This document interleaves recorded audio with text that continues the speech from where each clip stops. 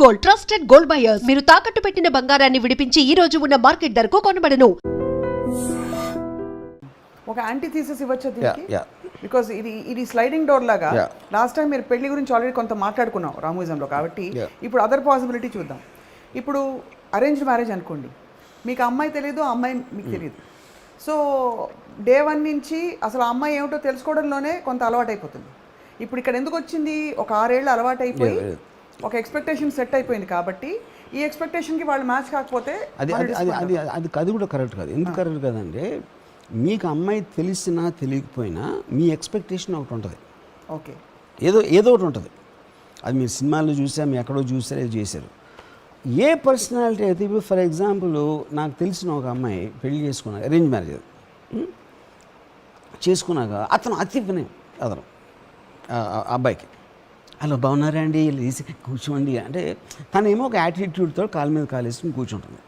ఇప్పుడు తన హస్బెండ్ అలా మాట్లాడుతూ ఉంటే తనకి చిరాకు వచ్చేస్తూ ఉంటుంది.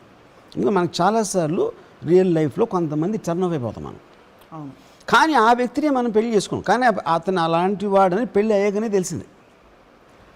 అప్పుడు కంటిన్యూస్గా మీరు ఆ బిహేవియర్ ప్యాటర్న్ చూస్తున్నప్పుడు మీకు ఒక నెగిటివ్ ఫీలింగ్ డెవలప్ అవ్వడం మొదలు పెడుతుంది దాని వలన.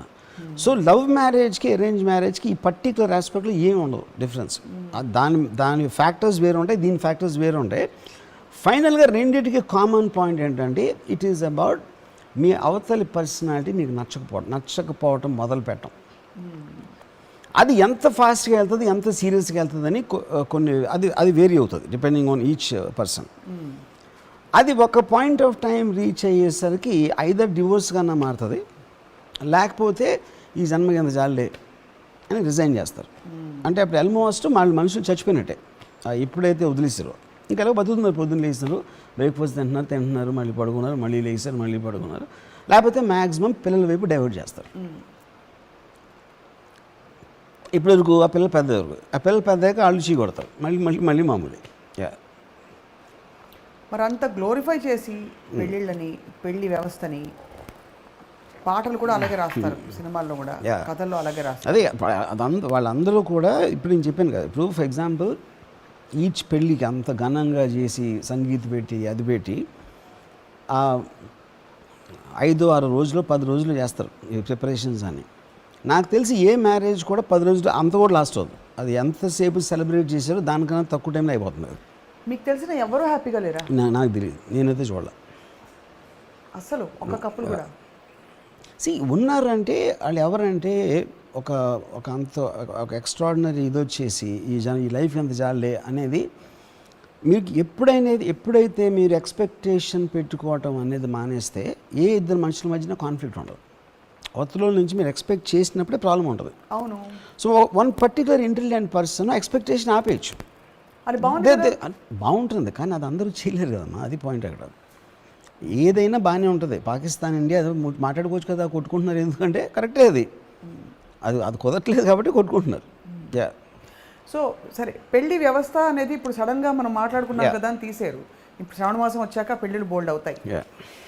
కానీ మీరిచ్చే సొల్యూషన్లో ఈ పెళ్లి వ్యవస్థలో వచ్చే ప్రాబ్లమ్స్కి ఏమన్నా సొల్యూషన్, ఇప్పుడు చెప్పారు ఫర్ ఎగ్జాంపుల్ ఇంటెలిజెంట్గా ఎక్స్పెక్టేషన్ ఆపేయడం ఒక సొల్యూషన్, అలా ఏమన్నా ఎక్స్ప్లోర్ చేశారా మీరు ఎప్పుడైనా మైండ్లో? అసలు దానికి అంత థాట్ ఇచ్చారా? I feel it's an outdated system.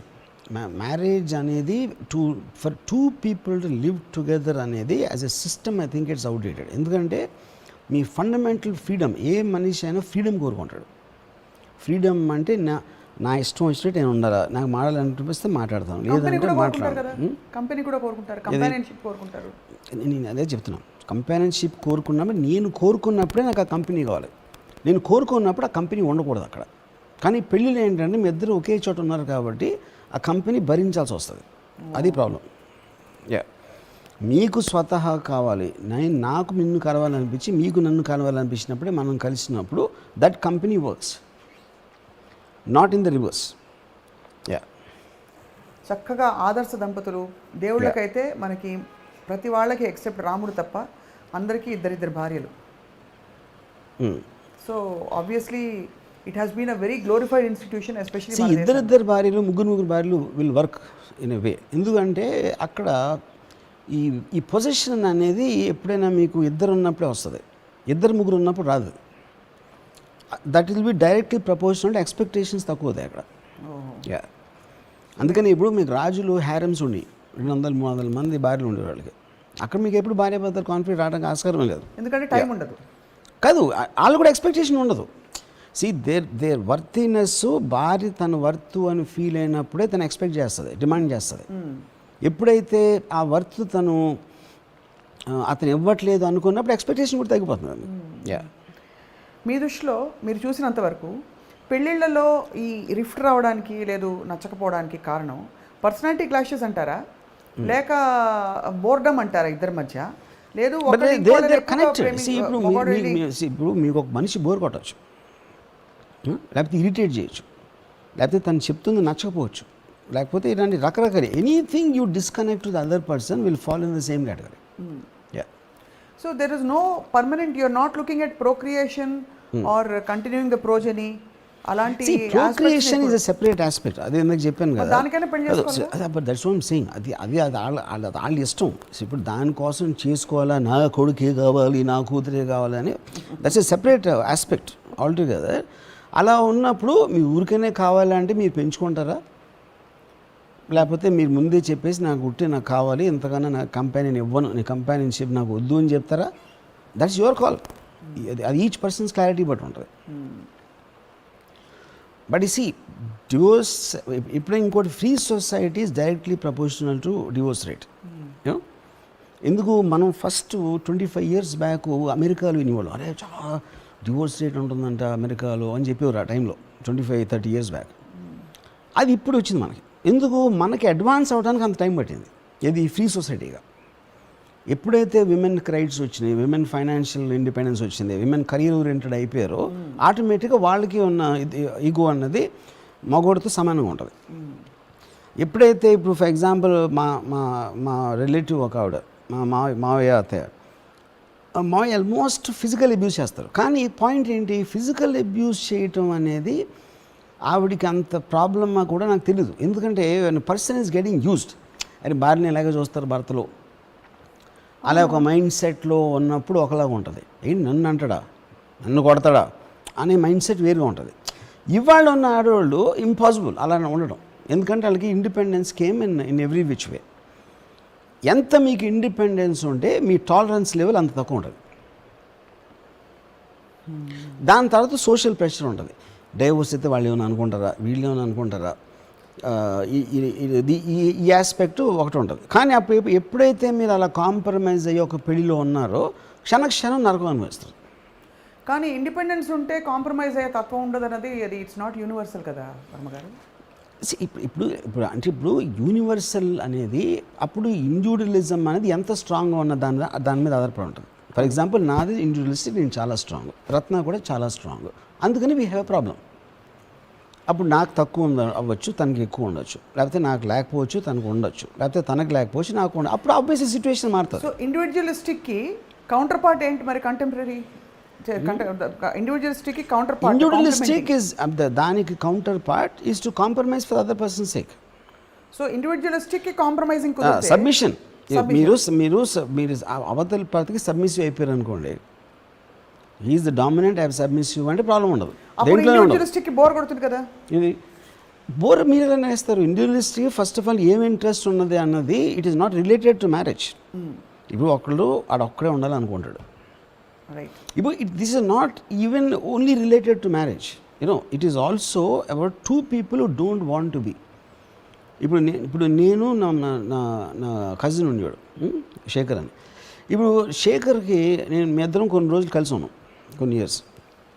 ఇప్పుడు శేఖరు నేను కాలు సోఫా మీద పెట్టి కూర్చుంటే, రాము కాలు తీయన్నాడు, ఎందుకంటే తనకి సోఫా పాడవుతుందని. నేనేమన్నాను, the furniture is made for our comfort, we are not made for the furniture's comfort. అది నా వ్యూ పాయింట్. అది నేను తను భార్యాభర్తలు కాదు, కానీ కామన్ పాయింట్ ఏంటి, మేమిద్దరం ఒకే ఫ్లాట్లో ఉన్నాం కాబట్టి ఈ పాయింట్స్ వస్తాయి.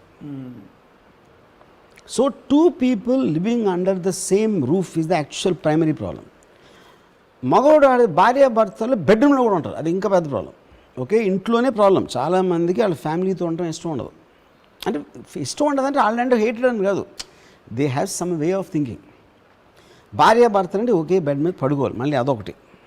యా పెద్ద అన్ని పెద్ద అంటే రాళ్ళు మోస్తున్నట్టు బాగోలేదు శివలింగం. అదే సార్, అది దట్స్ వాట్ ఐమ్ సేయింగ్. అది ఒకళ్ళు ఫీల్ అవ్వచ్చు, ఒకళ్ళు ఫీల్ అవ్వకపోవచ్చు, అది పర్సనాలిటీస్ మీద డిపెండ్ అవుతుందాక చెప్పాను. మరి వాళ్ళ మధ్య ప్రేమ ఉండొచ్చు కదా, అంటే దెల్ బి దట్ ఉండొచ్చా, అదే నేను ఉండొచ్చా ఉండలేదని చెప్పట్లేదు sir. I'm giving you at reason for why marriages fail. ఉండొచ్చు కదా, ఉండాలి కదా అనేది పాయింట్ కాదు, ఎందుకు ఉండట్లేదు అనేది చెప్తున్నా. కానీ ఐఎమ్ కదా ఇద్దరు మాడుకోవచ్చు కదా, అప్పుడు సప్న గారిని పిలిచి సలహా తీసుకోవచ్చు కదా అంటే దానికి నేను చెప్పను. నేను my whole premise I'm trying to explore is that while there are via media solutions, is it right to look at marriage as a complete failing system? Are there any more intelligent models in the interim అని చూస్తున్నా.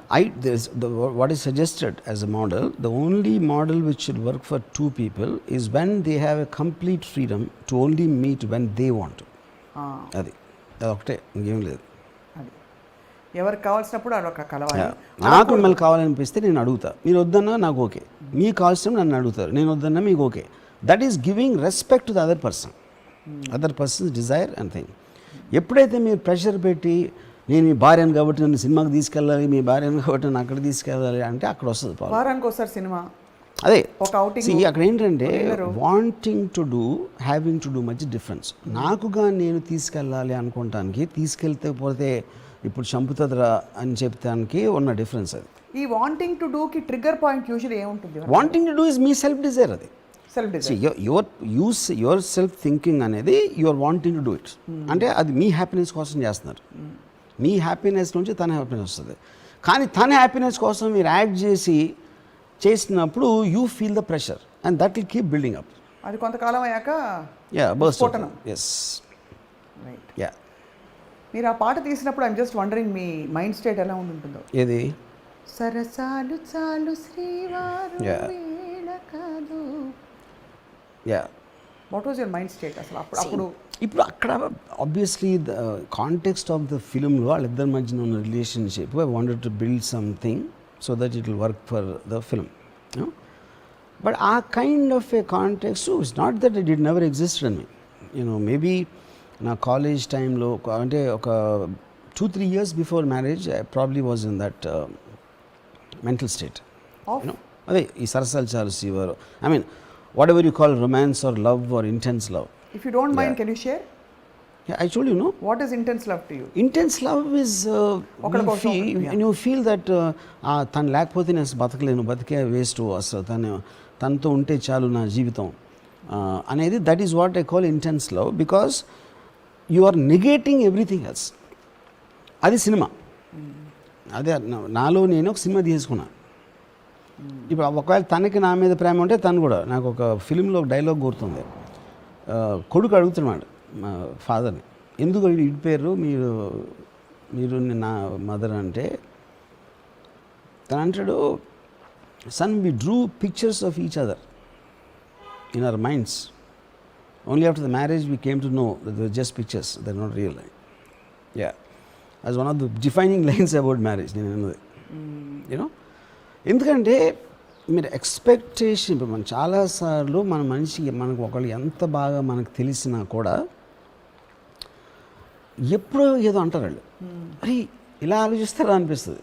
అప్పుడేంటి, మనలో ఎవ్వరం కూడా మన true personality ఎవరికి చెప్పం కంప్లీట్గా. అంటే కావాలని దాయటం కాదు, ఆ కాంటెక్స్ట్ రాలేదు. You will be different. నాతో వేరేగా ఉంటారు, మీ ఫ్రెండ్తో వేరేగా ఉండొచ్చు, లేకపోతే మీ పిల్లలతో వేరుగా ఉండొచ్చు. All of us have different personalities. ఆ పర్టికులర్ ఇంట్రాక్షన్లోనే ఆస్పెక్ట్స్ మనం బయటికి తీసుకొస్తాం. అది ఒక్కొక్కసారి అనుకోకుండా ఇక్కడ దగ్గర వస్తుంది. అప్పుడు suddenly you start believing that maybe it's not true, నేను అనుకున్నది తనే కాదు అని. ఇప్పుడు ఫర్ ఎగ్జాంపుల్ ఇందాక నేను చెప్పిన ఎగ్జాంపుల్లో తను ఇష్టపడే పనుని ఫ్యామిలీ మెంబర్గా చూసుకోవడం మీద భార్య వచ్చి ఆడి మీద అరుస్తుంది అనే కాంటెక్స్ట్ వస్తే ఎవరు దాన్ని సాల్వ్ చేస్తారు, ఎలా చేస్తారు? ఎందుకంటే she can never understand the emotion. ఎందుకంటే తనకి ఫస్ట్ ఎంట్రీ అది. అవును, అతను పనుడే చెప్తే సరిపోతుంది కదా. అది చెప్తానమ్మా, అది 5 సార్లు చెప్పాను. ఇప్పుడు ఏది అంత ఈజీ కాదు. ఎందుకంటే చెప్పటానికి కూడా ఇది వస్తుంది. చెప్తే ఏమనుకోండి, చాలాసార్లు ఫ్యామిలీలు ఎందుకు చెప్పుకోరంటే they don't want to create a unpleasant situation. Anybody can tell anybody. మీరు ఎప్పుడైనా సరే మీ ఎగ్జాక్ట్గా ఫీల్ అయింది చెప్పగలిగితే కాన్ఫ్లిక్ట్ అనేది ఉండదు లైఫ్లో. అది ఇది చెప్పలేరు. point. అదే ఇక్కడ అది చప్పట్లు కొట్టాలి. 5 సార్లు చెప్పిన ఇది ఇప్పుడే. చెప్పగలగడం అన్నది పాయింట్ అక్కడ. అదే పాయింట్. కాన్ఫ్లిక్ట్ ఉండదు కదా. కానీ చెప్పగలగకపోవటానికి కారణం ఏంటంటే అవతలి వాళ్ళు ఎలా రియాక్ట్ అవుతారని తెలీదు. అది actually it can go bad. చాలాసార్లు మీకు ఆర్గ్యుమెంట్లో ఒకళ్ళ మీద ఒకళ్ళు ఎందుకు అరుచుకుంటారు? ఎమోషన్లో ఉన్నప్పుడు ఎవ్వరు అవతల మనిషిని వినడు. అందుకే డిబేట్లో కూడా కరుచుకుంటూ ఉంటారు. ఎవరిని వినరు. వాళ్ళందరూ they are talking emotion, not logic. Same thing will happen. భార్యాభర్తల మధ్యన గొడవ అవ్వచ్చు, ఫ్యామిలీ మెంబర్స్ మధ్య కూడా గొడవ అనేది by definition they don't listen to logic. And don't forget to subscribe to iDream. And for more videos, Please subscribe to iDream. Please subscribe to iDream. Please subscribe iDream. And please subscribe to iDream. For more videos, subscribe to iDream. please like, share and subscribe to the channel. Congratulations, iDream. Subscribe to iDream. Subscribe to iDream. So subscribe to iDream Media. iDream ki iDream team andarki huge congratulations. Please subscribe iDream Media. Please subscribe to iDream. Subscribe iDream. Please subscribe to iDream. iDream అంటే నా కళల ఛానల్ను subscribe చేసుకున్న నోరు తిరుగుతలేదు. మీరైతే గంట గుర్తు కొట్టండి. For more such videos, please subscribe to iDream. Subscribe to iDream. Please subscribe to iDream. Please subscribe iDream Media. Please do subscribe to iDream. Please subscribe to iDream Media. For best entertainment and information, please subscribe iDream.